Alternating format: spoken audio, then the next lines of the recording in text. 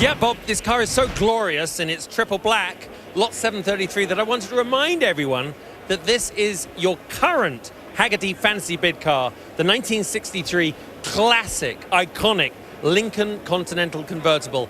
Nearly everything on this car has been just beautifully restored. It really is in fantastic condition. All new paint, chrome's been restored, beautiful new wood on the inside, and of course those very cool suicide doors. So, you know, I think a lot of you are so knowledgeable out there online, you'll get pretty close to the mark with this one, Bob, but it's attracting a lot of attention out here and has very comfortable seats while I'm waiting. Just don't give Justin the keys. What do you think it'll sell for? Look at all that gleaming paint. Panels look straight. Looks like it's in really good shape. Text your Haggerty Fantasy Bid to 773333 or go to speed.com to play. No punctuation marks, just numbers only. Nice round numbers. Thank you. Good luck. The bidding is still open, but it's lot 733. Time to close the Haggerty Fantasy Bidding on this enormous 63 Lincoln Continental convertible. It's the fourth of our 6 Haggerty Fantasy Bid vehicles today. Still time to win a great prize.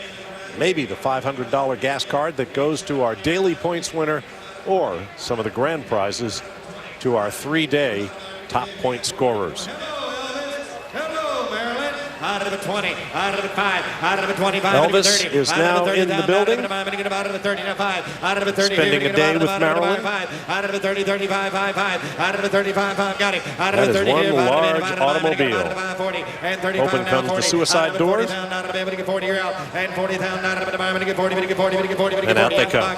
And 40 down out of the monitor. And 40 Dan. And 40 in the box. Damn, and 40 down out of the wire. And 40 down. Well, indeed, lot 733. 63 Lincoln Continental. Something new, actually in its final year here, is the shorter wheelbase, 123 inches. For 64, they added 3 more inches for a little extra room, so Marilyn and Elvis could have got out a little bit earlier, easier. However, under the hood, we have a 430 cubic inch V8, good power plant, mild deep black paint, nice restoration. I was talking with a guy who restored this. He works out of a shop in Arizona.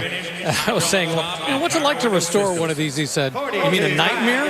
He says they're just so hard to get all of these pieces right. And the thing I'll point out that's very difficult to get right here is this long piece of chrome. You've either got to find it on a car that's good or go source it from another car. There's no reproductions made for this kind of stuff. As a result, you've got to get it just right. He says the hours spent getting the long body panels. And think about it, this is black. Black shows every single flaw. And I tell you what, as I look down the side of this, I don't see any flaws. The other thing worth considering is that most large vehicles like this are based on a frame-type architecture. This is a unit construction vehicle.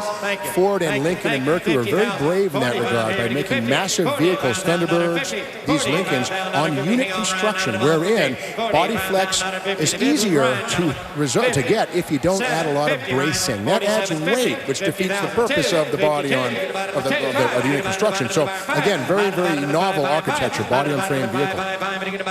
And hanging around out of the bottom of 555, out of the bottom of 555, 55 down, out of 55 down, out of 53, 55, out of it 335, out of it 557, out of it 7 I'm always impressed by the suicide doors. And they're talking with the guy who restored it. He said, this is what's so difficult, is to get these doors to line up so just right, so that they don't chip the paint both of the door in the front right here and also on the back side. Getting these to line up just right is very difficult to do. I should also point out, you know, this body style came out in 1961.